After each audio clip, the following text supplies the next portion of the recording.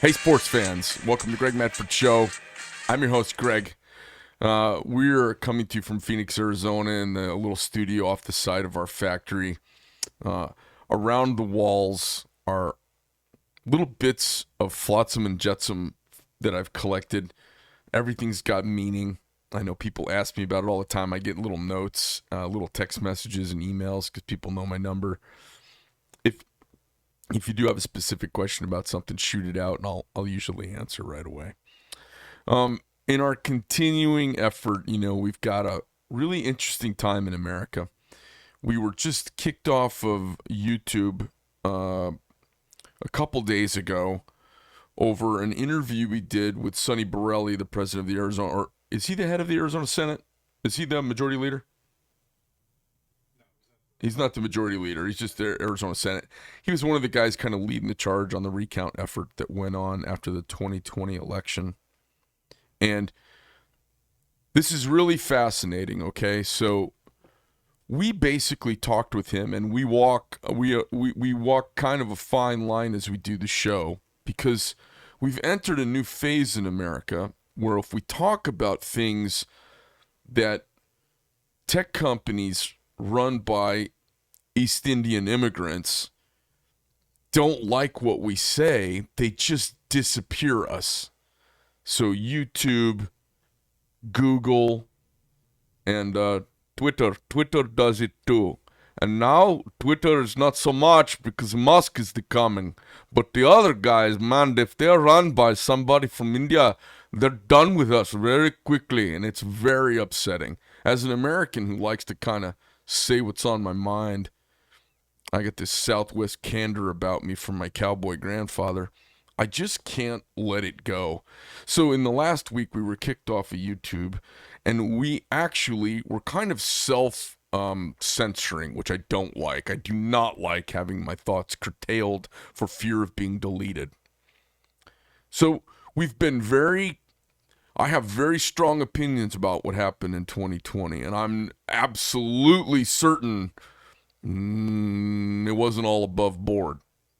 Having said that, we are very careful about what we talk about when we brought folks in to discuss the topic, because we wanted to be really factual. We wanted to not sound like I had a fur hat with horns on it out in the hallway I was going to put on to go to some QAnon rally. We wanted to be as kind of newsworthy, news righteous, as neutral as possible. And if you watch the Sonny Borelli interview with between him and me, you'll see that I'm kind of picking at him, and I'm pulling and I'm pushing and prodding him. I'm wanting answers, and it was a challenging thing because I had a great discussion with him, and I wasn't happy with the outcome. I wasn't happy with the answers I got. Well, that was done, I don't know, October, I think, and we were kicked off this week for it. And what's amazing is if you go back through and watch it, we make absolutely no claims about the outcomes of the 2020 election. We were talking about election procedure in Arizona and where there is porosity and where there is sloppiness and where there is space for bad actors to step in and do things. We were positing and discussing how to have honest and fair elections as we grow to be millions and millions of people, and you can't have everybody put a marble in a jar because it becomes logistically impossible to kind of control it all. Part of the challenge of elections is there's 350 million, 330 million of us. It's a lot of stuff to aggregate really quickly. So we have this discussion, we get kicked off. And we were almost apoplectic about it. So I went through the dumb little procedure, which always affects zero change. I did a little appeal to YouTube and said, hey, we were really factual. You could see I was very critical and pulling at my guest. We didn't make broad stroke claims. We tried to stay very factually based, and we were exploring how to make sure elections stay clean. It was a very honest broker discussion. And within an hour, they undid their decision and opened us back up and put the video back up.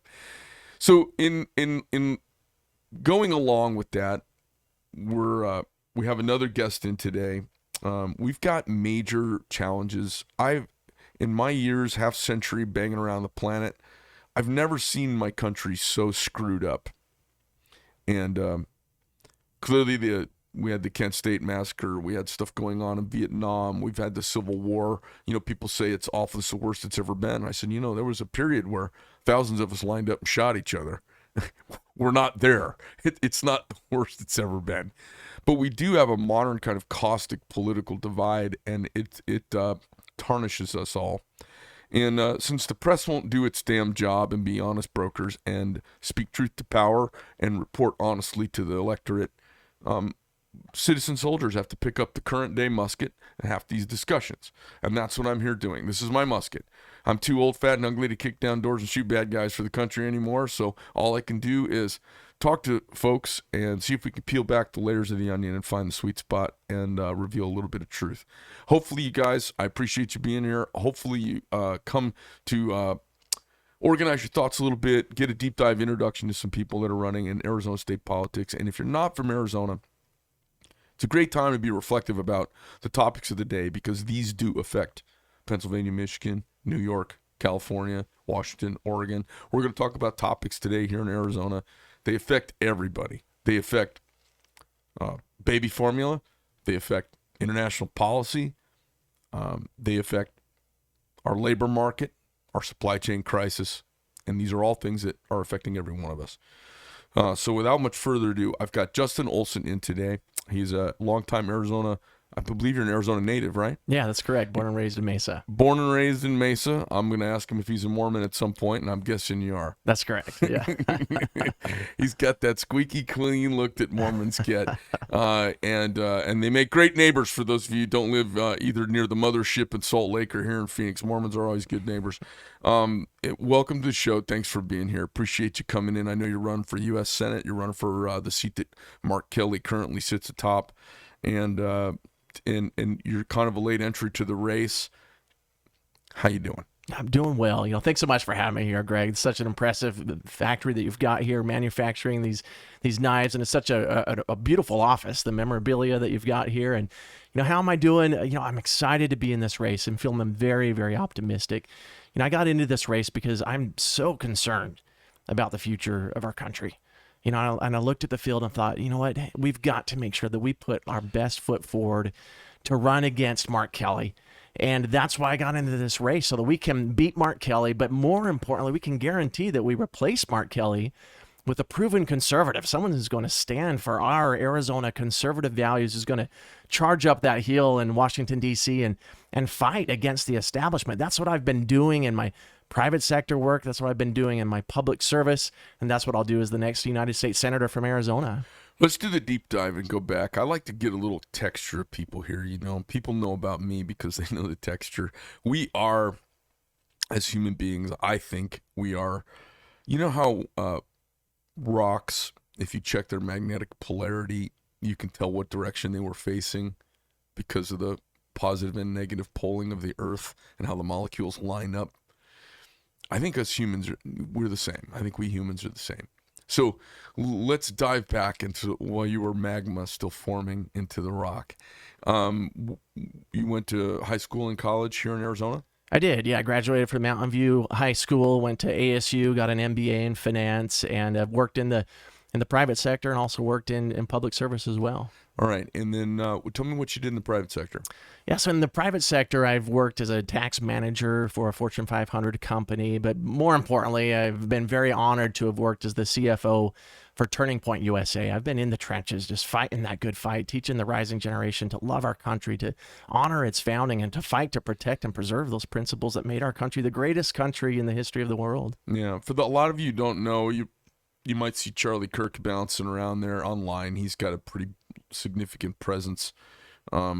He is one of the guys, and have you had a lot of FaceTime with him? Obviously, finances and guys who run organizations chat finances pretty regularly, I imagine. Absolutely. Worked hand in hand with Charlie. Such a great guy, and it's such an honor to be part of that organization. It's really the leading movement in the conservative effort to try and save our country, because we know that if we don't stand up and fight, we will lose our country. Just like Ronald Reagan said, that freedom is never more than one generation away from extinction. And that's the great work that we've been doing at Turning Point USA. That's what I've been doing in my public service, and that's what I hope to do in the United States Senate. He's an interesting character. I think he's got one of the key, he seems like he's a really young guy. Is he mid-20s? He is late 20s now. Late 20s now. Yeah. But he popped on the scene, and I fancy myself a reasonably well-read guy with a good vocabulary, and I see a young guy, and I'm like, oh, he has a robust vocabulary. He's well-read across a broad spectrum of topics, and he comes at it at a fast pace, and he puts it in context with history in America. And he's one of the few young guys I hear talk where I'm like, oh, all right, fan-freaking-tastic. Reminds me a little bit of Jordan Peterson, young political as opposed to post-middle age intellectual, but similar genre of kind of muscle. Tell me about your experience working at Turning Point, what that was like. Oh, it's just been absolutely amazing. It's such an incredible success story. As you mentioned, Charlie Kirk came out of high school and decided, I'm not going to go to college. Instead, I'm going to start a youth movement on college campuses, and it grew just so tremendously fast. Yes, I've been to the events, and I don't even know about this. So, yeah. How is the membership gathered or counted? Are there a lot of members? Absolutely. So we've got operations on every major college campus across the country, and now we've expanded into high school campuses as well. And for a number of years, the last maybe 5 to 6 years, the organization was really well known among the youth. But what we've been doing in the last couple years is really branching out into the broader community. And that's what got me. Exactly. And so now people are seeing, we've hosted these events where there are thousands of conservatives coming together to unite and to be educated and to learn about what we can do to save our country, because we absolutely have to have all hands on deck, or we are going to lose the future. We're not going to be able to pass on the freedoms that we all love and cherish to our kids and our grandkids. Yeah. I want to ask you something. I mean, it sounds like you're a man of faith. I think you have almost 2 basketball teams worth of kids, right? You have That's nine kids, right? We've got 9. If you count the dog, then there's 10. So. Oh my God. That's right.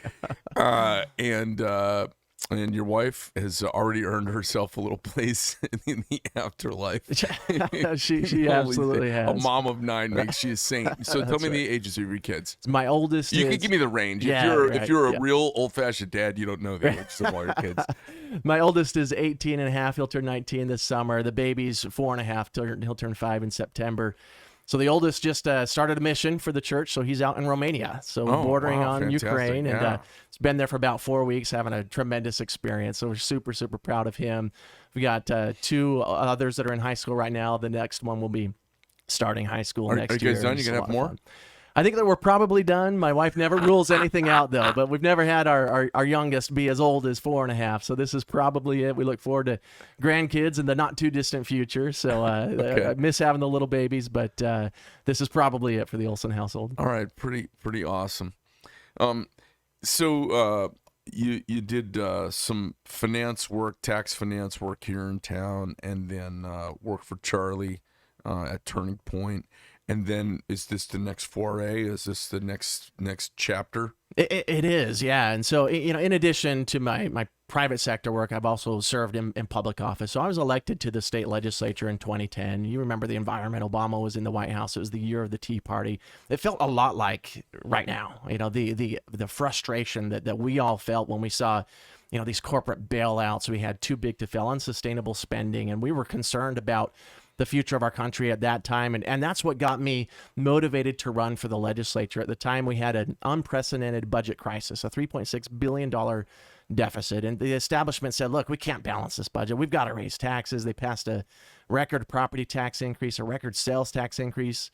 They actually sold the state capitol and they debt financed it back for years into the future. I said, look, we've got to expect more of our elected officials.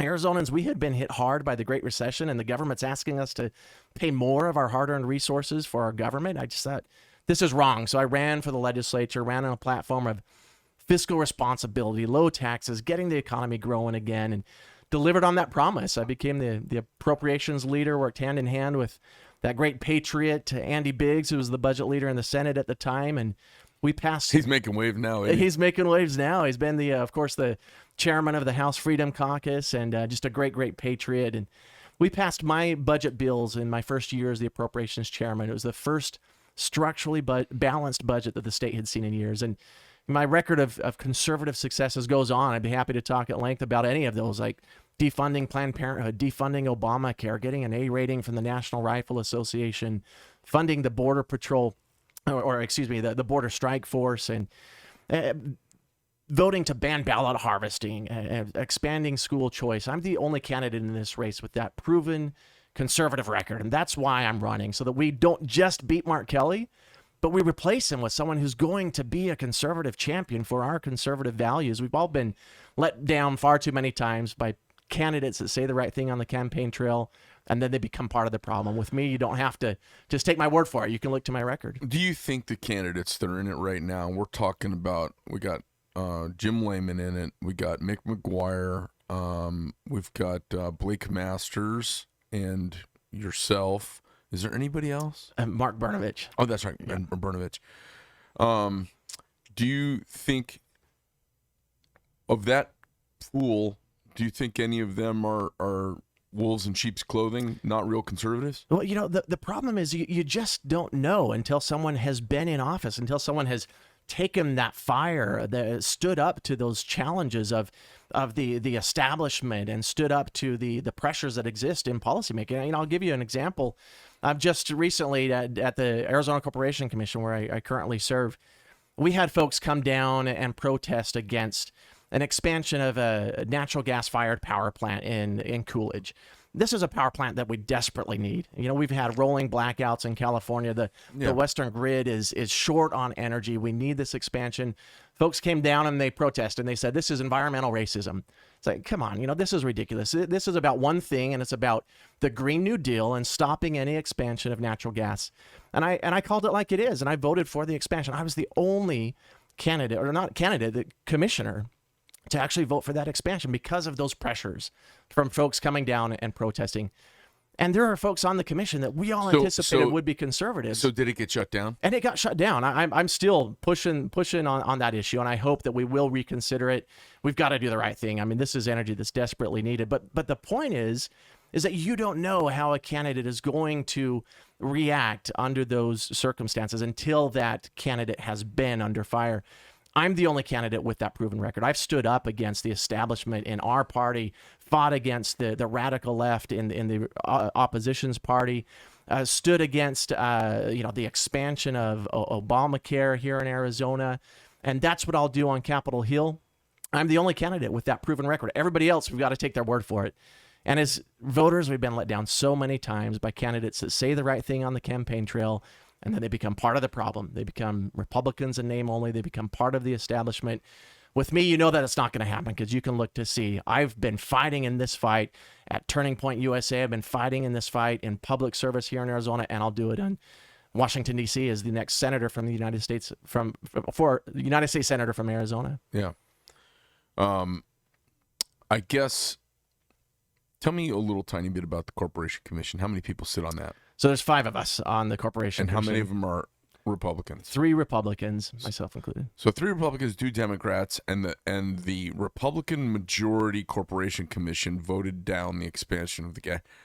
And how is the Corporation Commission dictating business expansion policy in the state of Arizona? Yeah, so that's the primary responsibility of the Corporation Commission, is to provide that oversight for our regulated monopolies. So APS, SRP is largely not regulated by the Corporation Commission. They have their own board, but this issue did have to come to the commission because it's a line siding issue. And we should have authorized this expansion. It's, like I said, desperately needed. And who were the 2 ding dong Republicans who voted against energy expansion in the state of Arizona? My 2 fellow Republicans on the Corporation Commission are Leah Marquez Peterson and Jim O'Connor. And that's, like I said, what was so surprising to me and frustrating. And I have advocated for reversing this position, and I hope that they will change their minds and we will reverse that decision. But nobody would have anticipated that when we were supporting conservatives on the Corporation Commission as candidates. How is that even possible? I mean, how do you have 2 people who call themselves Republicans going against business expansion in the energy sector in Arizona? I think that I'm flabbergasted. I was flabbergasted as well. Did you talk to them? I mean, obviously you must have a working rapport with them. What did they say? Well, unfortunately at the Corporation Commission, we have the open meeting law that prohibits us from having extensive conversations with other members of the commission with regard to any particular item that's before the commission. So you guys can't go to dinner and so talk stuff over. So it's very siloed. Everything that we do is in the public meeting, and so it does come as a surprise at times. It certainly came as a surprise to me. What I did is I filed a letter to our docket, and that's the way that we can communicate outside of the meetings because it's still in the public space. And I called on my fellow commissioners to reverse the decision, to reconsider the vote. We desperately need this power. I'm optimistic that we might see that happen. SRP has made an application to have us reconsider that, and hopefully we will make the right decision. Well, I think, part of the problem is the folks that run for public office mostly don't act like ballers. So we need some goddamn ballers. And I don't, it's one of the things about Donald Trump that I did like. Whether you love him or hate him, he was like, hey, here's what I'm doing. Here's what we're going to get done. Here's the mission. Let's get it done. And if someone say, okay, well, if you can't do it, like Mark Milley, presiding general over the biggest embarrassment since the evacuation of Saigon in American military modern history. Not one general relieved of duty.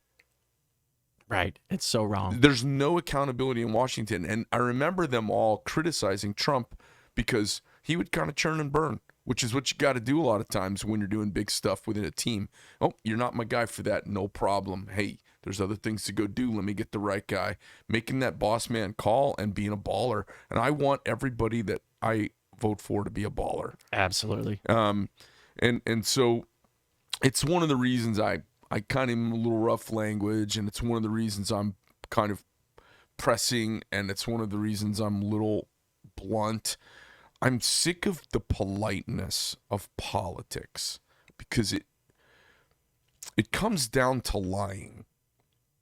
And people say, I'm concerned of overly polite people. Right. Because being very polite is about not making waves, or we can trick ourselves in, this is how we show respect to the people around us. A lot of people around us don't deserve a lot of respect. The respect is earned. It's not a blank check. Trump earned my respect. He got my vote initially because I just wanted a troublemaker. Right. And I was sick of Washington business as usual. And then he earned it from me. Yeah. He actually earned a kind of blood loyalty from me because I saw what he did. He earned it. And I see most people, they just haven't earned it. And they honestly just don't have the balls to push. And I think of a friend of mine, he was working for a government agency and the vaccine mandates came down. And he's a former Marine. We served together. And he's as plain spoken as I am, this Italian guy from upstate New York. He's fantastic. And he says, his boss comes and says, hey, you got to get this done. He goes, go ahead, fire me. Do the paperwork. I'll talk to you in 2-3 years when you get it done. This will all blow over by then. He was like, pound sand. Right, exactly. And the thing is, he was being a baller. Not a billionaire, not a billionaire New York land developer. I want the attitude of being ballers from the people that we send to office. Exactly. So they don't get sucked into the cocktail parties and the yes men club. It's one of the reasons I like Dr. Gosser so much. He does not mind being an outsider that's shunned because he's like, I am here kicking over tables. Right. Fantastic. Exactly. And I want the same for my U.S. Senator from the state of Arizona. I had John McCain, who... I had words with him in public a couple times. Dude pissed me off every single time he did anything. McCain-Feingold, one of his signature legislations, it's one of the biggest nightmares in the modern political landscape as far as money and PAC money goes, screwing with politics, right? Right. McCain-Feingold is what Zuckerbucks were in Arizona. Exactly. That threw $80 million into the election. I can donate, what is it, $2,900? Exactly. But they're allowed to bring $80 million into the election? Right. Yeah. Bizarre. No, you're absolutely right. Yep. So as a U.S. Senator, you've got things. How do you get in there as one of 100? Have you been putting together a plan? If I were running for Senate, I would be gunning for my opponents. I would be shaking hands and kissing babies every single day, all day long. Right. I would be going to school board meetings every single chance I could, even after I got elected. Right. And then I would be putting together an action plan for how does a junior senator step into a entrenched, archaic, backwards looking, scaredy cat, bunch of mamby-pamby, polite. I think most senators are losers because they don't get anything accomplished. They don't do anything bold. All they ever talk about are talking points that are bullshit that don't. Most Americans really are worried about gas, formula, groceries, the border. How come I can't get anybody to come to my house and work on anything? How come a 2x4 is $12? Right. That's what Americans are worried about. And they're up there having, esoteric discussions about a bunch of BS that doesn't affect your average Main Street USA, right? Right. No, you're absolutely So right. it's a two-part plan as you run for Senate. And as I've talked to these senatorial candidates, I don't hear a lot of how I'm going to affect change when I get there. Right. And I'm curious about that. The second thing I'm curious about is if you're able to, sometimes people say, I don't want to talk about my strategy because it's my strategy. Well, there's no secret to a winning game in politics. So I see people not doing it. So I see the gal running for governor, Corinne Taylor Robeson. Well, she doesn't take any interviews. Nobody gets to talk to her. Look, I don't care how much money you throw at Arizona, you're not going to win. We don't know who you are. I see Matt Salmon, whom I really like. I see him not at as many events as I see Carrie Lake. I think Carrie Lake's going to probably win the election. She's got the energy, the momentum, and she is outworking everybody, and I respect it. So can you tell us a bit about your ground game of the campaign? Because I love this component of the political sphere. How do you get to the game? Yeah, no, absolutely. And what's your game, and what are you doing? Talk to us about your funding a little bit. Yeah. Tell us about your team. Absolutely. Well, first of all, like you mentioned, you're absolutely right. There are far too many senators to get back there, and they just become part of the problem. They want to climb the ranks within the Washington establishment, within the elites, you know, and that's not me. I've never been one to go along to get along. And folks can see that that's how I served here in Arizona. I was a fighter. I was a fighter against the establishment in our party and in the Democrat Party, and I was fighting for conservative values. That's what I'll do in Washington, D.C. I like telling people, look, I'm going to be the Arizona version of Mike Lee. I'm going to be the Arizona version of Ted Cruz, the Arizona version of Rand Paul. I'm going to be someone who's outspoken, championing our conservative values that are established in the Constitution so that we can pass these freedoms on to our kids and our grandkids. I'm not going back there just to be a part of the problem. I'm going back there to make a change. And there's many ways that you can do it. Certainly using the bully pulpit is a critical for sure component, like each of those senators has done. But then also we've got to be strategic. Mike Lee is a great example. He finds these opportunities to move legislation to put folks on record. For example, he had an amendment to defund OSHA's ability to enforce the vaccine mandate. And what did our Arizona Senator Mark Kelly do? Well, he voted against Arizona workers, and he said, no, you've got to receive a forced vaccination or lose your job. And that's the type of strategy that we need in our Arizona senator.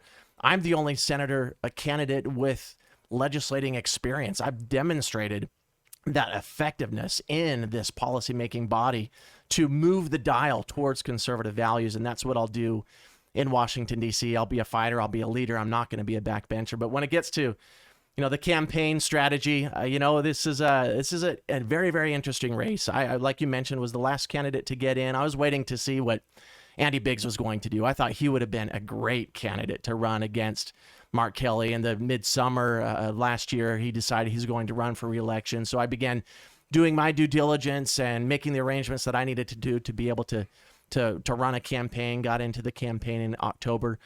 And we're excited. I feel very optimistic about the chances of success in this race because I'm the only candidate with that record. And folks are sick and tired of being let down by their politicians who show up and tell them one thing on the campaign trail and then do something different in office. And I'm the only one that they can look to and say, okay, I know that I have a conservative fighter in Justin Olson. We're going to get behind him. Well, let me pick at you a little bit, all right? So you got guys who've been in the race for a few months already. You got guys who showed up with a couple $1 million thrown in. What are you bringing to the table? Yeah. I mean, obviously, you've got some demonstrated local or state track record, which gives us some data points about you. and gives us an idea where your arrow's pointing. We have those data points with the other guys also. We just don't have them in the political sphere. You know, I got a feeling it'd be curious how, let's say, Mick McGuire would handle people protesting outside as he walks through. I mean, I think he'd be okay with it, but it's you make a valid point about that. If we look at the guys, you know, Gaynor's obviously got some money. He's got a war chest, and it matters a lot. Jim Lehman, you mean Gaynor was in the governor's race? Sorry, my bad. Yep. He shows up with some money, and he's able to kind of press himself into position. Okay, how do you counter that? Because that's a real question. If someone wants to donate money to you, they're going to want to know, you know, what are you doing to negotiate around that? Are you, you know, is the Turning Point connection that you have in that legion of soldiers through Charlie Kirk's universe? I mean, have they pledged to step in and help you? Give me I'm sure, or do you have some baller bank account that I don't, you know, none of my business, but are you writing in some check to fund yourself? How's it work? No, I've been a public servant, and I've worked at a nonprofit organization. So, you know, I'm not independently wealthy like Jim Lehman is, or I don't have a benefactor like Blake Masters does. Of course, Blake Masters, former boss Peter Thiel, the chair, a board member of Facebook, gave $10 million to a PAC supporting Blake Masters. And so both of these candidates come in with a lot of resources. But what's exciting is that here in Arizona, we don't have we have elections. We don't have auctions, and Arizonan voters are not up for sale to the highest bidder. And we've seen that many times in history when folks have come in with substantial resources trying to buy an election. The voters have been turned off. They say, look, you know what? I want someone who's demonstrated that they've earned that public trust before I'm going to elect someone to high public office. And that's why I got into this race, because we've got to make sure that we have a candidate that can beat Mark Kelly, that's not going to fall short. And I'm concerned that if our candidate comes in with that liability, either of those two situations, then we could end up falling short. I'm the candidate that can organize and unite and energize the Republican base because of my proven conservative record. And I've also got a demonstrated ability to win in a challenging and competitive general election. You know, I was actually outspent in my race for the Corporation Commission by 30-1. Tom Steyer, that California billionaire, liberal Democrat, came in and supported my opponent with $4 million. And yet I was still successful in that race in a challenging cycle when 4 out of our 9 Republican statewide candidates fell short.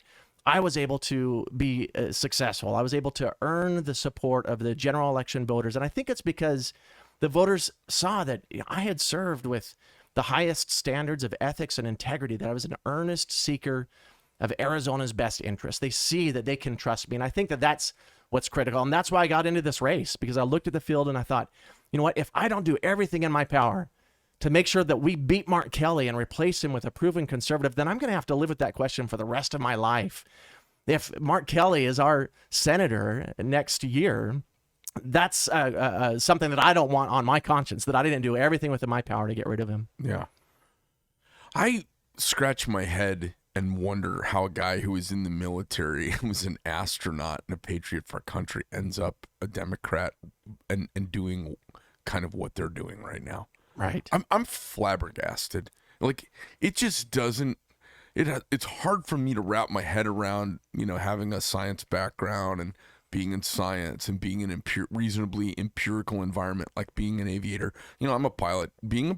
Aviation is, it doesn't suffer fools kindly, because the consequences are dire, and your opinions don't matter. The laws of physics really matter. So it has a tendency to people that are kind of empirical gravitate towards it because they like that kind of truth.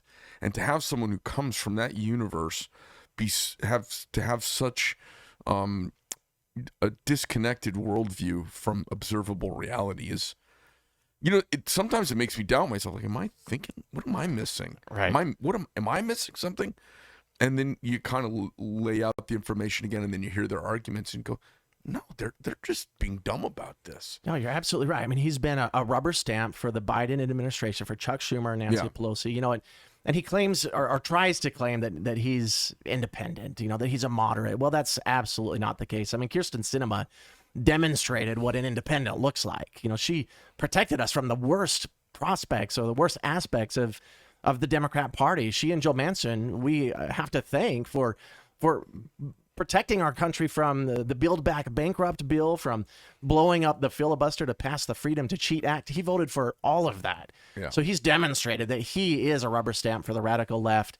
That's why we've got to get rid of him. That's why I'm running, and I'm confident that we can get it done. We can beat him, but we've got to put our best foot forward. Someone that has a proven record of standing where Arizonans stand on conservative issues, and a proven record of being able to win in a challenging general election. This is really less about, I'm pretty certain all of us are pretty sure about where you are on the top 10 conservative positions. Let's just run through them real quickly. Yeah. Build a wall as soon as possible. Enforce Absolutely. border laws. Absolutely. Pro-life all the way. 100%. Right. Do the crime, pay the time. Absolutely. Strict enforcement of the laws. Absolutely. Nation of laws. Cornerstone of Western civilization. Right. Declare war on the cartels. Yep. Declare them terrorist organizations. Bring the full weight of the federal government against the fentanyl coming in the country. Absolutely. And harsh penalties against China for its bad behavior. Absolutely. Okay. Where are you on the Russia-Ukraine thing? I would have voted against the $40 billion. It's $40 billion that we don't have, but we can and should find ways to support the freedom fighters in Ukraine. How would you support them? Well, there are a number of different things. First and foremost, I think it starts with the Biden White House and stopping the failures that they've demonstrated. I mean, you mentioned the disastrous withdrawal from Afghanistan, the chaos at the southern border. All of these policies have projected weakness, not to mention destroying domestic energy production, shutting down the Keystone XL pipeline, stopping drilling on public lands. All of that empowered and emboldened Russia and our other adversaries.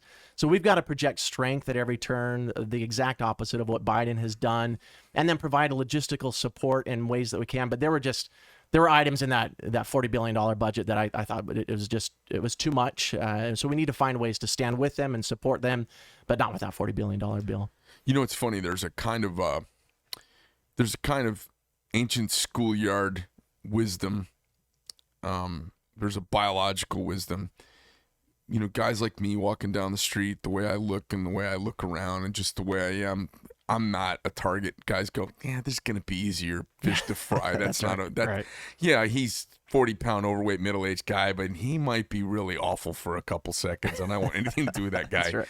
But there's a wisdom to, our country, and this gets back to me being a baller. When our country is being a baller, it stops the bad actors. And we've really got, Russia, China, Iran, North Korea, and Venezuela. Those are kind of the big bad players who are petrochemical states projecting awfulness, or their financial, ramifications of what China does that they're projecting around the world. And I feel like I was talking to somebody yesterday, and they said, well, it's not all Biden's fault. And I go, well, it actually is all Biden's fault, because it's a collection of little things. It is the Keystone Pipeline. It is the, the pipeline, the Nord Stream pipeline. 2. Yeah, that's not even open yet. Right. But just signaling that we're going to okay this relationship of interconnected dependence that's a weak move. It's a weak play. It's weak with our allies, and it's weak with our adversaries. And so, the world is always like in kind of a stasis. I was talking to somebody about this yesterday as well. Baby formula. The industry doesn't have a 20% capacity to make 20% more. The industry kind of grows to what the need is, and it kind of adjusts within 1 or 2%, just like gas, just like wood, just like shipping. Exactly. There's not all this capacity sitting around out there latently funded with someone's capital. It doesn't work like that. We've got just-in-time deliveries, and there's no inventory sitting around. Everything is kind of it's an ecosystem. It's all interconnected, and when you mess with it, it creates big problems, right? So signal that you're going to hamper domestic production. Signal that you're going to open up relationships that embolden bad players. All you have to do is signal these things, and the stasis that exists at any given time, Russia wants to do bad things. Or Putin. Right. At any given time, China has a bunch of bad plans in play that someone's kind of holding somebody else off from doing because, like, oh, it's going to cause these repercussions. And then we back off. And then all of a sudden, all those dominoes start moving. It's like a political Jenga. Intellectual Jenga, and they just fall into the gaps. And we've been walking around haplessly for the last 18 months, creating all these open spaces for him to step into. Exactly. It is absolutely our fault what's going on. It is absolutely Biden's fault and the Politburo ding-dong kids he's got working for him. Right. But they're a bunch of morons, and they're wrong on everything. Right. I hope, our next senator goes there and affects huge change. I would, hope that. I think one of the most important things, it is a body of coalition, right? It's a body where it only functions if you build coalition. Right. Okay? But one of the most powerful things in that environment is the ability to be alone. Right. Exactly. Because that's very powerful. Right. And it's a negotiating ploy of my own. I'm almost always willing to walk away from any deal. Mm-hmm. It makes it hard to deal with me. Because I go, I don't need this. Right. I can go. Yep. Like, let's do it. I want to do it. But if not, you're not going to squeeze me. Right. We need a senator like that who's really willing to walk alone while building these coalitions. Exactly. And call people out. Yeah. Talk to me about accountability. Yeah. No. Absolutely. How do you bring accountability to the U.S. Senate? Oh my gosh, no. We absolutely need accountability in our How do you government. do it? I mean, everybody's been held without any amount of accountability. But to your first point, I think that's exactly what we need. Is we need folks with a backbone, folks who are willing to lead on these important issues. And that's what I did in the state legislature when we had this $3.6 billion budget deficit. Everybody said, look, we can't balance this budget. The establishment was fighting for growing spending at a time, and I said, look, we're not going to do this. We cannot do this. We've got to balance our budget. We've got to pay down debt, and I stood on those issues, and I led on those issues, and that's what I'll do in Washington D.C. as well. As I'll be that leader. I'll be that change agent. I'm not afraid to be the lone voice crying in the wilderness saying, look, we've got to enact fiscal responsibility. We've got to grow our economy by getting the government out of the way. We've got to follow the example that President Trump set. And as you mentioned, to think of Putin invading Ukraine under President Trump, it absolutely would not have happened because he projected strength. So that's what we've got to do. But getting back to the question that you're asking on accountability, I've already called for Joe Biden's resignation. He absolutely is derelict in his duty. He swore an oath to the Constitution, and he's allowed an invasion at our southern border. This has to stop, and heads need to roll in the administration. There's got to be accountability. We've got to make sure that we hold our elected officials to the same standard as everybody else as well. I look forward to introducing a bill in Congress that says, look, we're going to prohibit members of Congress from buying and selling individual stocks so they can stop enriching themselves from insider trading. I thought that was already the case. No, they haven't. Nancy Pelosi actually fights against it every time because she's benefiting from it. Right. I'll call They're it basically the Nancy Pelosi inside deal. traders. That's exactly what's happening. Yeah. So, no, we need accountability, and in Congress, we need our Congress to actually assert itself and to do its job. Yeah. The Constitution of the United States says that Congress shall have the authority to legislate, and that authority shall not be delegated. And yet, what have they done? They've turned over that legislating responsibility to the administrative branch. We've got to assert ourselves. To the executive. To the executive. They issue these regulations, and they become law. Yeah, well, I see it as this infectious disease of cowardice. Right. I think they're cowards. Yeah. And it's like, most senators, I would just be happy to punch them square in the face. I think they're lying sons of bitches. And I hope if you make it through the herd, you don't become one of them. Exactly. Because they're duplicitous. And I know there's duplicity to negotiation. I know there's two sides and there's a coming together, and the zealots from both sides feel like there's too much compromise to do anything. I get that. But what I see is fail to act. So we push. We don't want to have anything but 100% conservative record, so that we're worried about our next election, so we don't get some good work done with some people from across the aisle because we don't have big enough majorities in anything to get anything done. So there has to be some coming together. I think the American people are really frustrated about that. I would be happy, and I'm super conservative. I'd be happy with an 87% conservative rating that got stuff done. Right. But I look at senators who've been seated for 12 years and have not accomplished one substantive anything.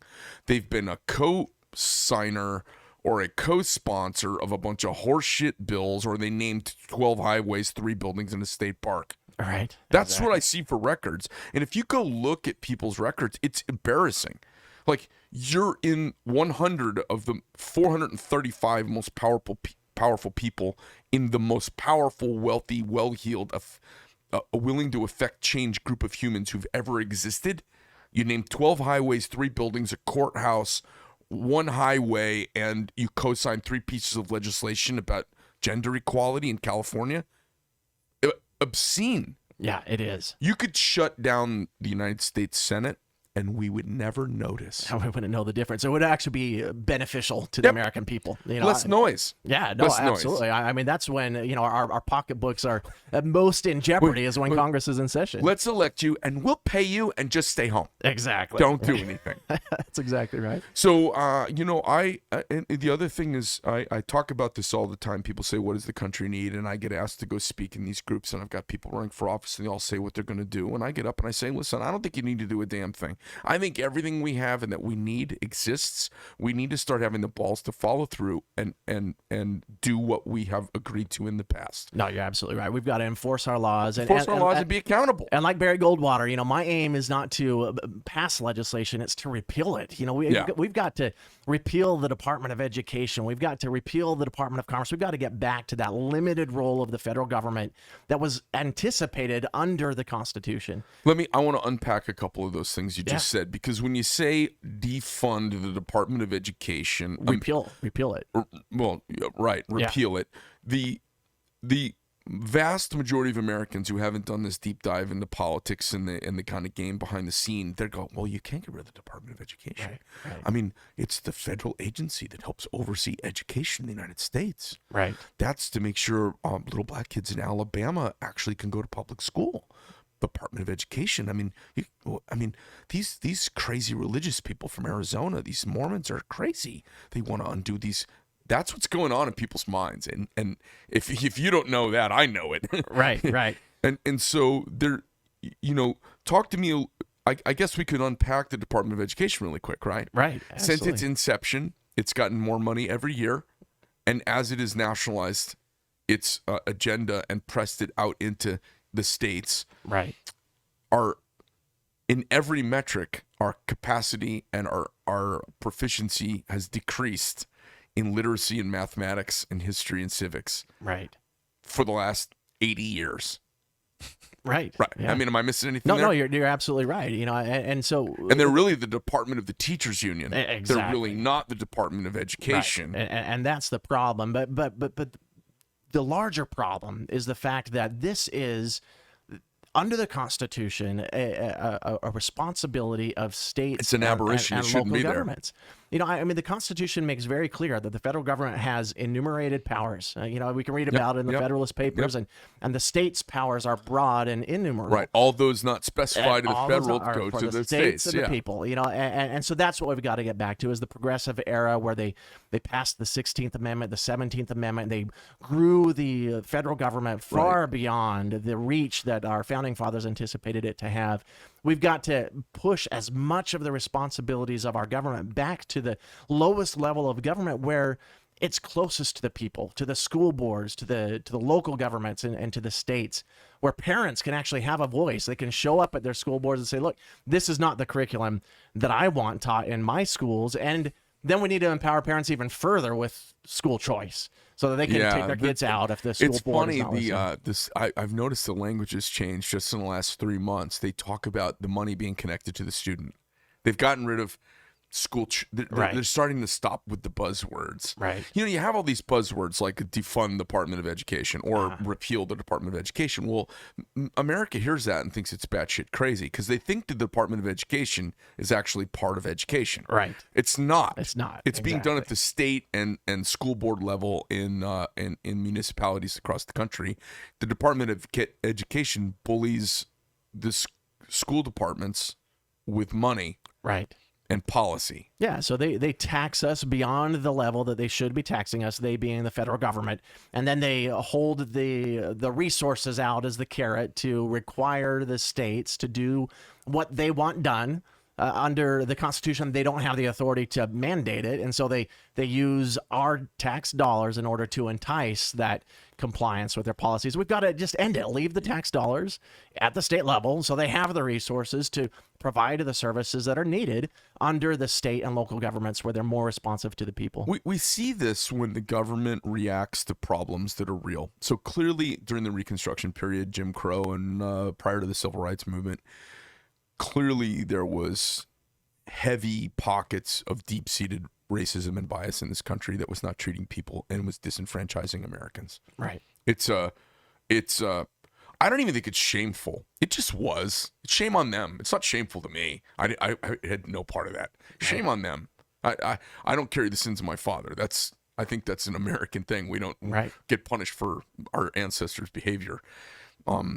That's Western civilization, right? Right, exactly. That's Roman and tribalism would punish you for your family. Go kill him and kill his whole family. Right. We don't have to want to deal with those bad people again. These government reactions, and they may be well-intentioned, like the ATF. Right. Alcohol, Tobacco, and Firearms was founded to deal with prohibition. Right. And what are they? There's no prohibition There's now. no prohibition. So now they're the tax and license department, right? Right. And I'm in the middle of a battle with the ATF right now. The ATF is this. They're not very accountable, and they can affect you if you have anything to do with the firearms business. Mm-hmm. It's overwhelming, and it's really frustrating because they're a federal entity and they kind of answer to nobody. Right, exactly. And then what happens is each administration gets in. Whenever you get a kind of lefty administration, with these kooky Marxists, they put some kooky Marxists in charge, or they go tell the people and say, okay, now here's what we want you to do. Lean on everybody. We want to get rid of half the FFL holders in the United States so we can constrain the flow of guns getting to Americans. Right. You're like, we can't pass any laws, so let's do this. Exactly. It's bizarre. And we see with the Department of Education. So I can see the zeitgeist for it coming into existence. Right. Where I think if you and I had a discussion in 1955 or in 1936, and we went on a road trip and saw what was going on in pockets of the South and other places, not in the South, we would go, yeah, we need to do something at the federal level to make sure all kids have equal access to education. Right. It's smart. Right. It's the right thing to do, and that's what happened. Right. Then the mission got accomplished, and then what do they do? Exactly. And that's what they've been doing for the last, 50 years. Right. Is some other kooky agenda we didn't put them there for. Exactly. So it's like it's a self-sustaining madness. Right. No, and the bureaucratic state has grown so large. Like you said, I mean, it's this faceless, unelected, unaccountable, deep state. And even when you have a strong conservative like Donald Trump elected president, they continue to wield the power. Yeah. And that's the problem. And they crushed him. They told us no. Exactly. Because he was us. He was us. He was our representative, the only representative that we have as a national body in the federal government, and they told him to pound sand, and that's the problem with this administrative state. They crushed him under dubious circumstances, and we're not even allowed to talk about it. Exactly. Right. Unbelievable. Right. It's unbelievable what's happened. Yeah. I mean, not to mention, the IRS, being wielded and weaponized by the Obama administration to target conservatives. That's the problem with a bloated federal bureaucracy. We've got to shrink it down to those enumerated as one powers. senator, you go in there, how can you effect the crushing of the Department of Education, because the idea of getting rid of a federal department, to me, not only is it dreamy, it seems like a pipe dream. Well, it's like what Ronald Reagan said, right? That a new government program is the closest thing to eternal life on Earth, that we'll ever see. And so you're absolutely right. That it is a challenge, but that's the goal that we should be working towards, is to get back to that fundamental role of the federal government, the enumerated powers, and we should do that well, protecting our country from invasion. We've got to make sure that we build the wall, that we properly fund the border patrol, that we make permanent the Remain in Mexico policy. I would also add an E-Verify requirement, mandatory for every employer across the country, so that we can stop this invasion that's creating chaos and giving cover to the drug cartels. So we've got to just champion these issues. That's what I'll do. I'll be a voice for these issues. I'll use the bully pulpit, but I'll also use every leverage point that we have at our disposal. We've got the budget reconciliation process. I'll say, look, President Biden, if you want to pass a budget and fund the government, well, then we've got to secure the borders. We've got to make sure that we actually are protecting our country from invasion. By using those tools in the toolbox, then we can move the dial. And I'm the only candidate that doesn't require on-the-job training. I've been in this legislating environment. I know how it works, and I've been effective at it. And that's what I'll do in the United States Senate. We see every now and then you see a bold little group create a government shutdown. Right. And we all kind of laugh at it out in the sticks, because it's clear all the employees who get their time off, they all get their pay. Right. So basically you're giving government employees a vacation. Nothing's going to stop. You're going to continue doing everything. It's a kind of big joke. I'm wondering when someone's going to be a baller and be really willing to shut the government down. Exactly. Because that's what I think is required. I think it's an amazing time to be a U.S. Senator. I honestly think it's a useless position in many ways. And when we're split 50-50, it's a big damn deal. Right. No, you're absolutely right. I haven't seen the Senate do anything bold in my lifetime. Right. Okay? I think there's a discussion to be had about Roe v. Wade. Let's talk about it a little bit, okay? Yeah, absolutely. Give us your, 2 sentences that clearly you're going to be a pro-life candidate. Talk to us just a little bit about that really quickly. Absolutely. Like I said, when I was in the state legislature, I actually introduced legislation that was successful to defund Planned Parenthood here in Arizona. I think that we've got to protect the most innocent among us. I mean, it's clear in our founding documents that we understand as a country that our government exists to protect these individual enumerated rights, the rights of life, liberty, and property, and the pursuit of happiness.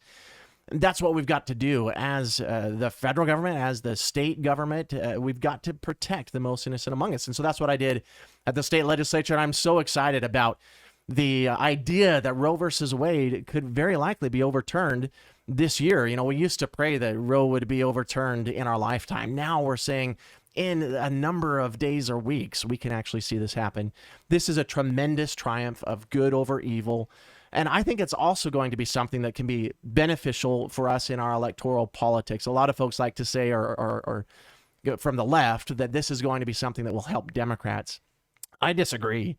And I'll tell you why. It's because the overwhelming majority of Americans believe that we need more restrictions on abortion. We should not have the abortion on demand that we have been handed down by the 1973 ruling that is more liberal than all of Europe. You can end the baby's life minutes before the baby takes her first breath. I mean, this is brutal, and it's wrong, and it's infanticide. So I am so excited about this ruling. I look forward to it, and it will push that debate back to the elected representatives of the people where it belongs. The idea was that the 50 states, the Republican model, the idea of a republic was that the 50 states could have 50 independent little experiments going on, and we could emulate success through the competition, the free market competition of ideas. And states could emulate the success they saw around the 49 other experiments going on, or 33 at the time, Right. and could see the best ideas. It's the competing marketplace of ideas.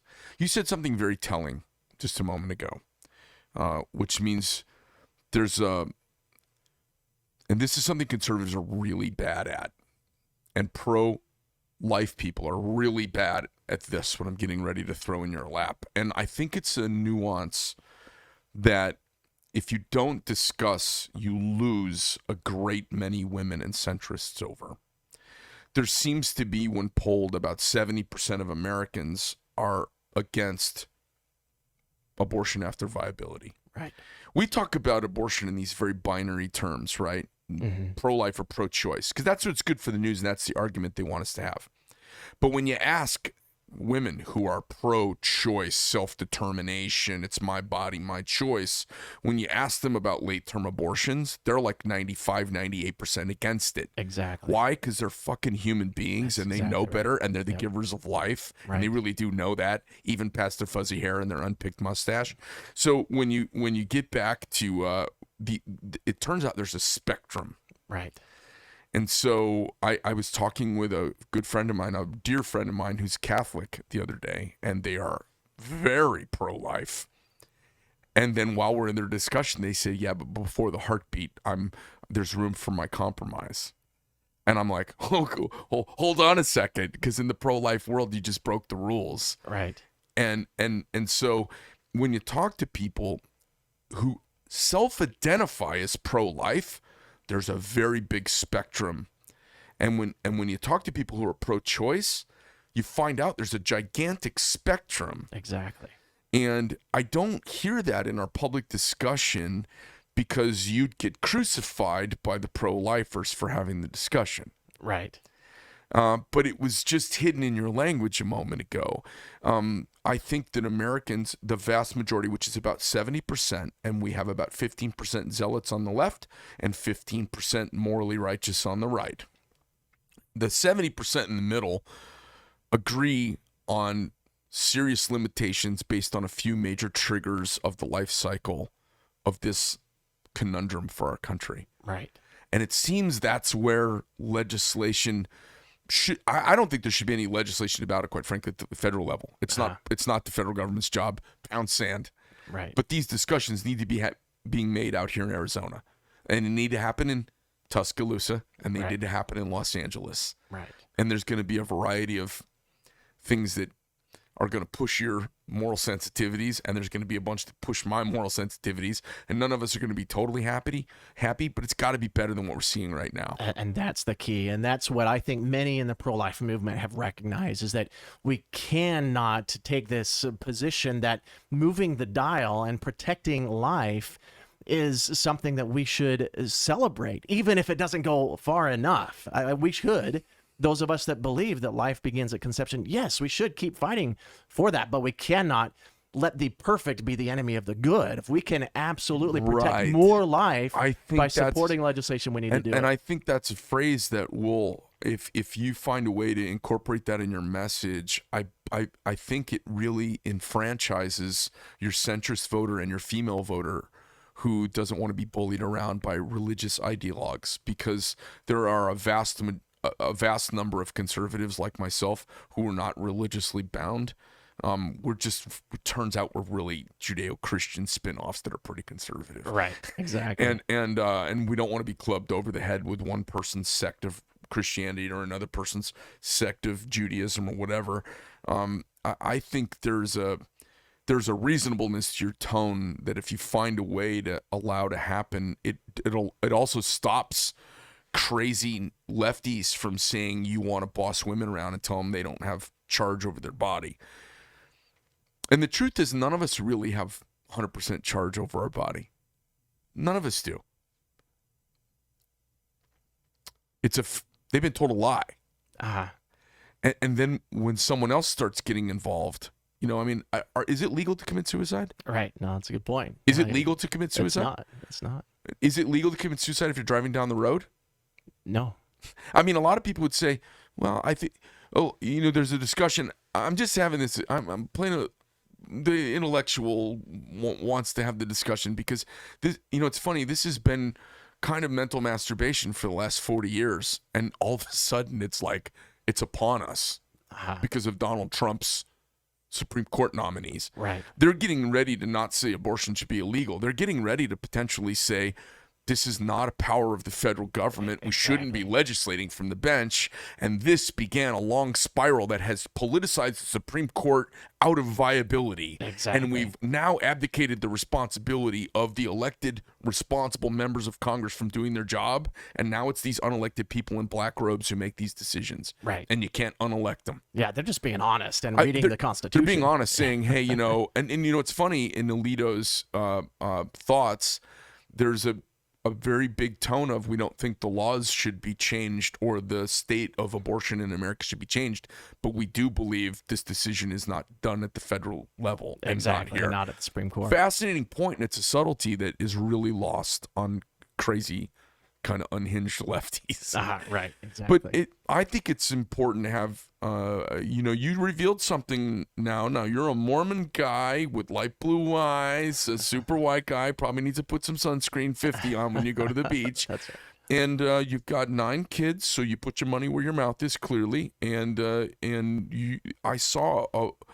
heard the best breakdown of the spectrum of, hey, I would love to be able to snap my fingers and have this be there's no such thing as abortion, but it's a group of people with a plurality of ideas, and there is a place in the middle that protects a whole bunch of folks, a whole bunch of little humans.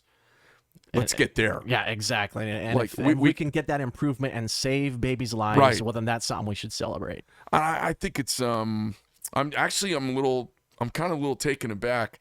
I'm kind of pushing everybody on this issue now because it's so forefront, and I've got a 16-year-old daughter, and we were talking about this, and she thought that I was crazy right-wing about abortion, and she thought she was pretty left. And as we talked for half an hour, we were both standing on the same line. Right. And she had said to me, she said, well, I think it's women's right to choose, blah, blah, blah, blah. She said, but I don't know about after the heartbeat. Right, I'm exactly. like, okay, well, that's 6.5 weeks, Exactly. and that makes you a nut job to your typical Exactly, pro-choicer. You're absolutely right. To a pro-choicer, a heartbeat makes you a nut job. Right. And she kind of looked at me. I said, sweetheart, we're standing on a really almost identical line. We almost have zero disagreement because you're actually a really good human being and you care about life. Good for you. Right. Oh, that's awesome. You know what Good I mean? for you. No, But that's great. it took us a little while to get there because I was like the old, you know, white guy, opinionated white guy, and she's, you know, public school. Yeah. And then we found out we were standing right next to each other. Exactly. What a great story. You know, that's awesome. Well, I just love that you and I just had this conversation, and I got some nuance out of you that we don't get out of conservatives. I think you could get clubbed over the head, and you got to find a way to tease this conversation out of conservatives, because if we don't have it, we lose 25% of the people. They just go, yeah, you're a nutter. Yeah, exactly. And you're an ideologue too. Right. They're crazy with a vagina hat on, and you're crazy too. Yeah. And they stop listening. Right. And I noticed it. The reason I'm saying this is because I was talking to my daughter, and she goes, do you know any woman who's pro-life? And I started talking to women in my life, asking them about it. Turns out they're all very pro-choice up to the heartbeat. Right. And I had one or two of them who say they're pro-life all the way, but when you challenge them with some ideas, they start being up to the heartbeat. And so I'm like, okay, that's a big line. Right. Imagine if someone said, okay, well, abortion's going to be legal in the United States, but not after the heartbeat. Like everybody on the conservative side, we're like, okay, that's an amazing that's move. A huge victory. Right. But it's fascinating to hear people who identify as pro-choice say that phrase. Yeah, absolutely. And I go, well, hold on. Do you know what you just said? Right. So, and then I heard in your language, you know, talking about there's some middle ground. And I think that's a great place to have conversation and keep people included. We have to be careful.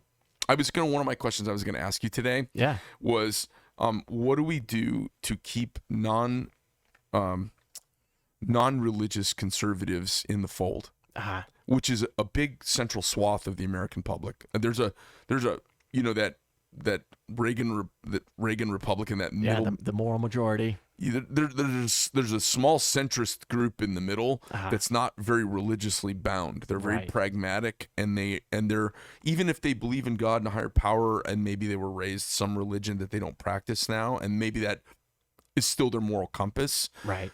They don't filter everything through that. They weigh it. Yeah, exactly. Well, How do we not lose them? Because no, that's really important. it absolutely is, and I think the way that we win those folks, as well as other independents that might not actually be voting Republican, is by pointing out that freedom is what has created the most amount of benefit and prosperity for any individual across the entire world than any other government program. And focusing on the fact that this is actually what can help people. You can look to countries like Venezuela, like Cuba, like the differences between North and South Korea, and you can see clearly that the policies that the left embraces of big government lead to destruction and poverty. And that's not what we want for the American people. We want to help individuals, and we do that by embracing these policies, these conservative policies of individual accountability, individual freedom, individual rights. And by doing that, then we can actually help people, because so many people. This is all John Locke. Yeah, you're absolutely right. Yeah. So many people get captivated by the desire to help people through government programs, and it's a good and natural desire to want to help other people. But you've got to look at the results. When you see that the results of these government programs are actually harming individuals, then they become conservatives and they embrace these policies that are actually beneficial. Well, that's the amazing thing about this is, people, conservative liberals like to say follow the science. Right. When they have their except they all have liberal arts degrees and they were bad at chemistry and math. Exactly. Right. They were bad at chemistry and math, so they became literature majors, right? They became attorneys because they were no good at math, right? So they became wordsmiths, right? And yet they want you to follow the science. Yeah, the science of our, they say all good science starts with great observation. Mm-hmm. Okay, the great observation of our species is that interfering, thousands of volunteers going to the Galapagos Islands and getting all the turtles to the ocean hurts the turtles. Right, exactly. Okay. Yep. And that example to us is super easy to comprehend. Right. Why? Right. Yep. Because the slow ones make it there. Yeah. And now the slow ones get a chance to breed. Exactly. Not good. Right. Because that actually knocks down the whole. Well, how could it hurt the species to have some extra? Well, then the slow ones are slowing the breeding down. Mm-hmm. That's bad. Right. Right. Everything that we do with this big government hammer is like that. Exactly. And so we see the Reconstruction, Jim Crow, African Americans have a higher rate of marriage. They have a higher rate of literacy than white people. And then as soon as we see the federal government engage their families post-World War II, we see this dramatic decline in the success of that subgroup within our country. Right. We see a group that was getting enfranchised, succeeding at an amazing rate and jumping right back into the great American story.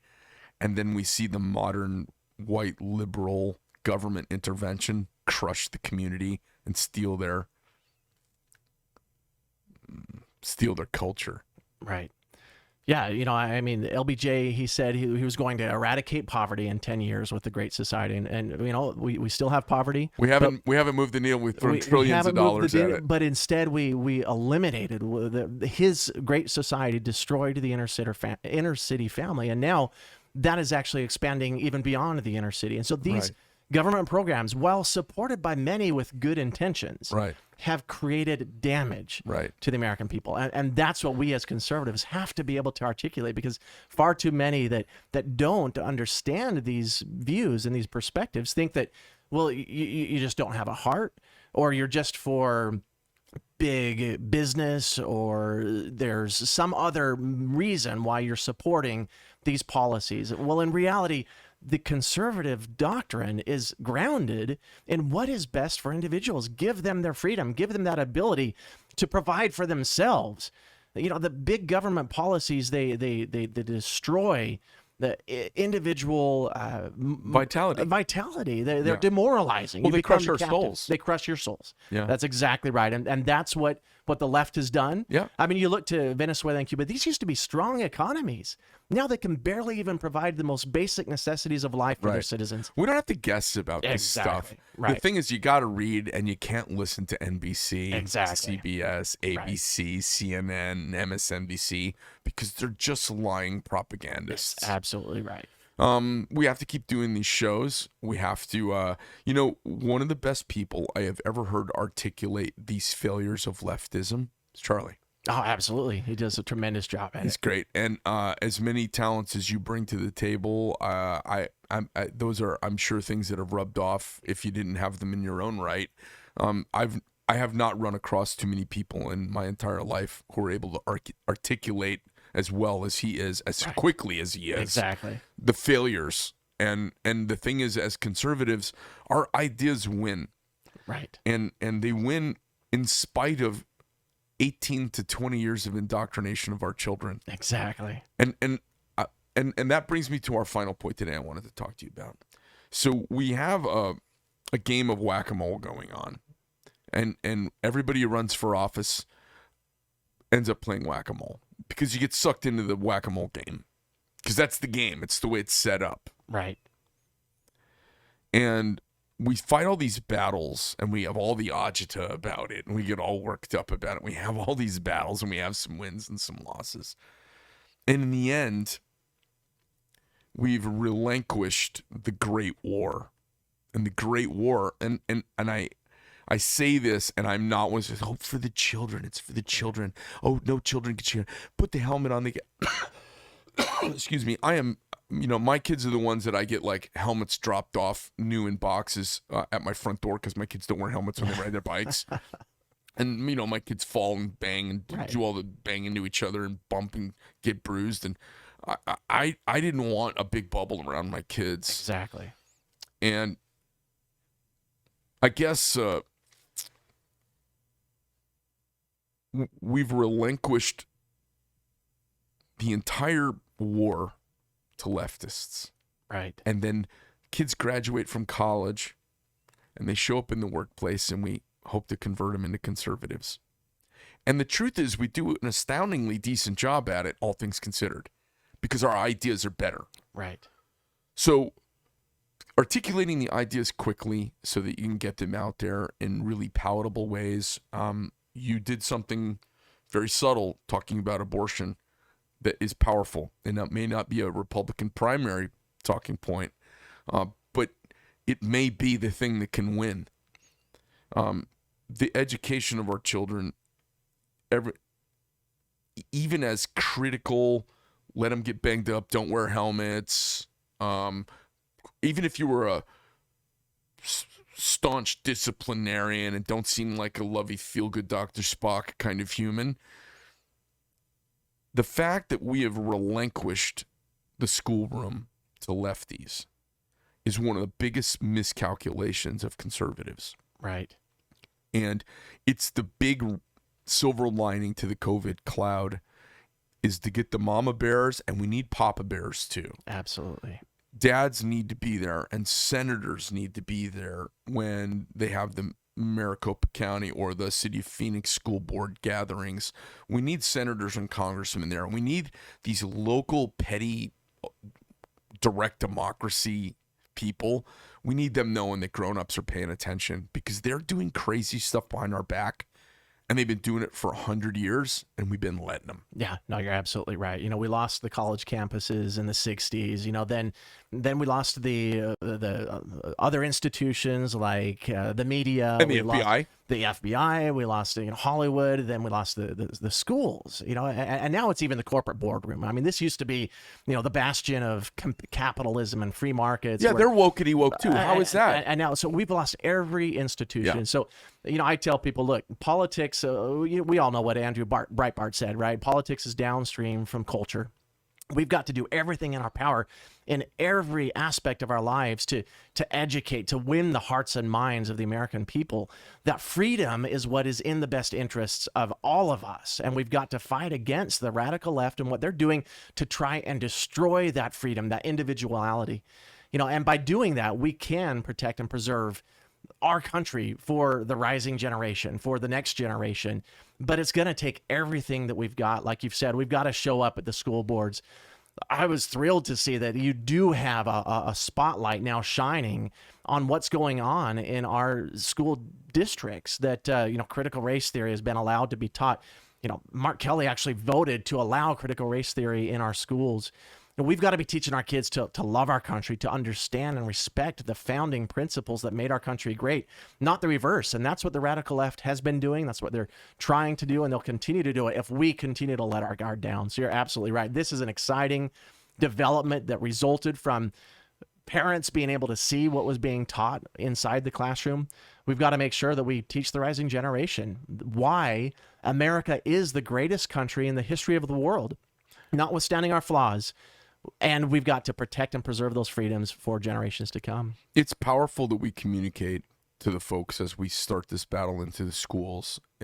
It's powerful to communicate. Listen, the weight of our ideas have been proven out over 200 years that our ideas are better. And here's why. Individualism, self-determinism, accountability, okay? All of those things. And that's why we're willing to go in and stop the propaganda. And they say, well, you're just wanting to propagandize your way. And say, well, that's one way to look at it. The other way is one bit of information is actually wrong. Exactly. And that's not actually education. Right. And one bit of information is actually correct and historically accurate and based on empirical observation, everything of the Reformation and scientific enlightenment that changed the modern world in the late 1700s. Right. Ours is based on that. Exactly. The other is based on the same approach of the Salem witch trials. Right. It's in devoid of all fact, all feelings, emotion, and it's the pitchfork crowd. Exactly. And that's what's going on. It's bizarre in 2022. We have the vagina hat wearing pitchfork crowd of lunatics who are willing to harass judges and burn down buildings, devoid of all facts, screaming their right like a faith-based cult. Exactly. With no facts. And then their opinion gets equal weight to our opinion. Right. And so we have to make the distinction, say, no, these are not two equal opinions being weighed out. We have our opinions too. Exactly. I'm 100% pro-life. Right. But there's another place that's not my opinion, that's factually based. Right. That serves people, humans, our culture. And I think that's the fight we need to be, that's the war we need to be having, because it's the only way we win. Because what's happened now is the corporate boardrooms, who used to be full of cigar smoking capitalists, right, they're wokety woke. Right. And everybody's wokety woke. It doesn't make any sense to me. I mean, listen, I don't know if you saw the documentary about Eddie Gallagher, but there's a fight going on in the special forces community. You've got your cadre who are older. They're not wokety woke. They've been in combat 10 times. And you got your youngsters coming up who are kind of wokety woke. They're very process driven. And the other guys are mission and outcome driven. Exactly. And there's a culture clash going on. Right. You know, I'm concerned about wokety woke tier 1 operators also. Absolutely. Yeah, it's every It's institution. everywhere. You know, and I think as conservatives, because we do value the individual, you know, we have taken the approach of, look, you know, I'm going to let corporate America do what corporate America is going to do. You know, I'm going to worry about me. You know, Democrats, on the other hand, they're all about command and control. And so they've been able to organize and move on each of these organizations. You know, right. We as conservatives, we've got to recognize that we've got to win the battle in many different areas of the culture, not just in politics. So we've got to engage. You know, I like to tell people, look, you know, coach a t-ball team, find ways to mentor young kids in your community. That's what we need to do, is be actively engaging in every aspect of our community to teach people, to win the hearts and minds, to tell people why conservative principles are good and in the best interest of all Americans and all individuals all around the world. I mean, these principles that were established in our Constitution have been adopted by modern countries all over the world. Everyone changed the world. It changed the world. It It actually empowered the individual. The ideas of our Constitution liberated Right. all recorded history of enslavement. Exactly. Because we were was the everyone. norm. It was the rule. norm. Exactly. White people, Irish people, Everybody was were a serf or a subjects. slave or a subject. Exactly. Right. Well, it's fat. You know, I get occasionally asked to go talk to schools and kids, and I come in with my role, and I talk about 1801, 1805 Barbary Coast Wars, Thomas Jefferson, the liberation of North Africans, Right. from pirate slavery and Muslim slavery that had been going on there. And I work my way through the Civil War.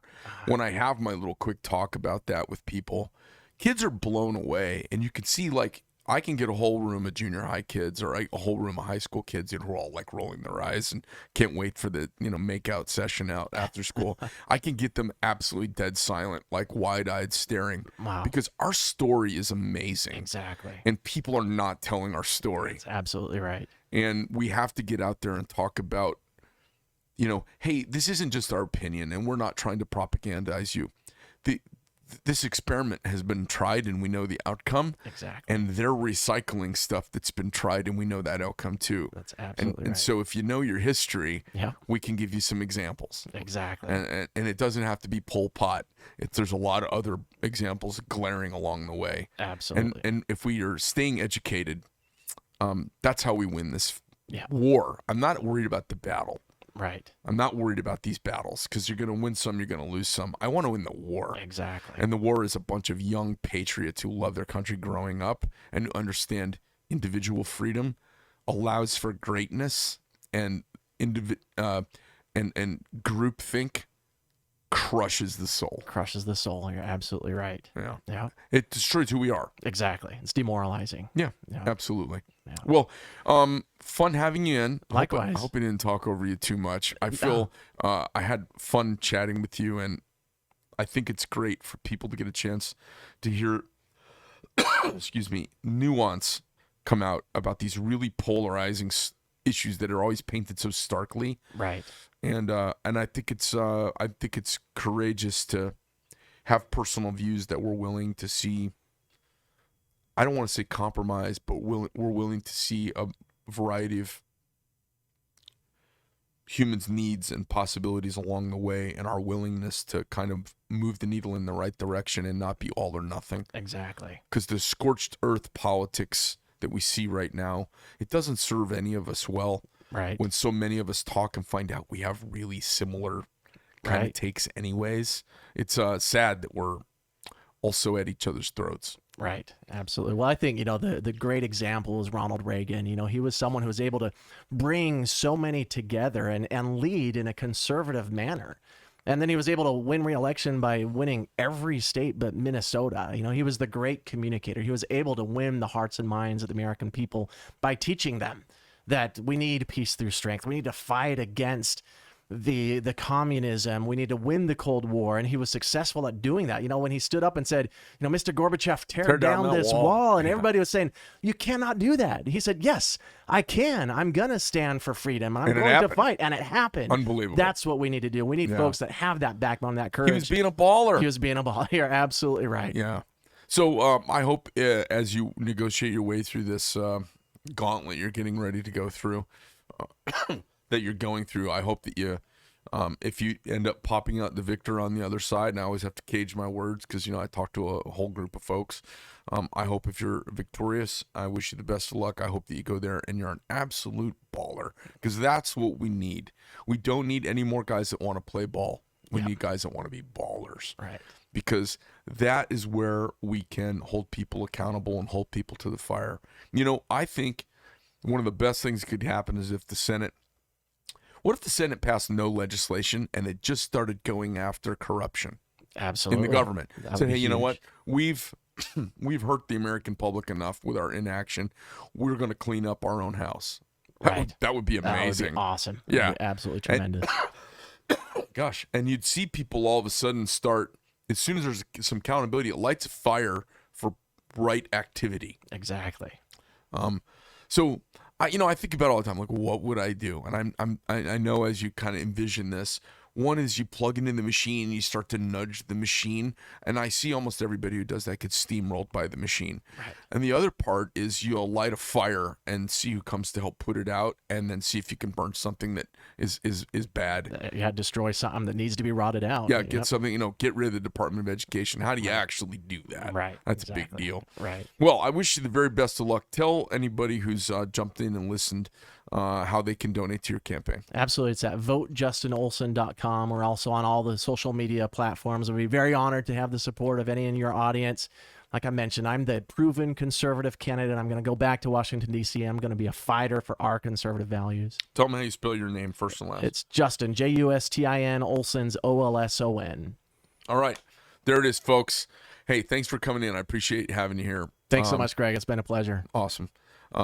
Hey, guys, that's the deal. It's fascinating sitting down and getting a chance to chat with folks who are taking a shot at jumping into the halls of power, who already sit in some of the halls of power, citizens who are wanting to kind of lead in the great experiment. It's one of the great pleasures of my life that I've found in my middle age, being able to do this. I hope you guys appreciate sitting in for these deep dives as we jump into some nuance and have more than are you pro-life or are you pro-choice type discussion about something that is human life. I think it deserves more than 12 seconds. And it gets you into some uncomfortable area. I hope as you're sitting there and you get nudged into uncomfortable zones, you don't just flip away. And uncomfortable is where we learn about ourselves. It's where we find new ideas, new places. And the whole idea of human discussion is to move each other's needle a little bit. We've gotten to this point where I talk, you never change, I never change. Nothing happens. We waste each other's time. It's mental masturbation. The ideas, the competitive marketplace of ideas is what it's all about. You sit down with your soldiers lined up. I sit down with my soldiers lined up. And we push our soldiers into each other, and we see whose ideas are better. So you find some common ground, and sometimes you learn, and you go, oh, I never thought about it that way. Good for you. And if you're not willing to do that, it means you're a coward. It means you're ignorant, and it means you're afraid. So my advice to you, old Chinese saying, is embrace change, for it is your future. Lean in to the uncomfortable when you're having these conversations. When you're doing it at Thanksgiving, the holidays are a few months away. Lean in and have these conversations. And if you're not going to have them, who's going to?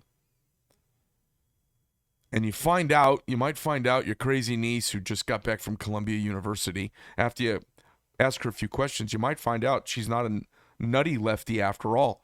She's maybe just a little left of center, and you might find out you got a ton of common ground with her, but you got to take the time to kind of have the conversation and make each other a little uncomfortable and do it politely. And you find out a lot of us are a hell of a lot more alike than we actually think we are. And we've been forced into one camp or the other, either blue or red, and it might not be that stark. I think if you don't do that, you're a coward. If you're not willing to test your own ideas and have softballs thrown at them to see if it knocks over your milk cans, I think you're a chicken shit. So I encourage you to be audacious and be a baller. Even if you just vote, just work your job, and you just take care of your family. You can be a baller doing that too. I think being a baller is the call of the day. Be a baller in that you're willing to put yourself out and have your ideas tested. And you will either find they stand up to the challenge or they nudge somebody else who walks away wondering. That's a good thing. What else are we supposed to do? We're all perfect. We have it all figured out. We're all perfect. And then we talk, but we never need to change. We just are who we are. That's it. We're done. It's got to be more than that. And I hope if you hang out and you watch the show, I'm nudging you a little bit, and my guests nudge you a little bit, and you hear me nudging them a little bit. And the whole point is to see if we can move each other's needle a little bit, see where somebody stands, and see the strength and merit of their ideas. That's the people we're voting for. We're sending these hallowed halls of power to hopefully do the right thing for all of us as citizens out here in the provinces. thanks for being here. I appreciate it.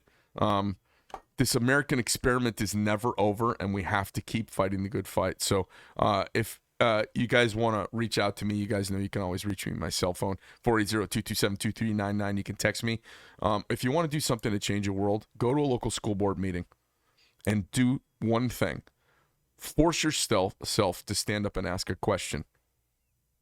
At least once during the meeting. Be the pain in the ass who steps up and asks a question, because it makes people concerned. Oh, people are listening, and stare at them. Make them be a baller.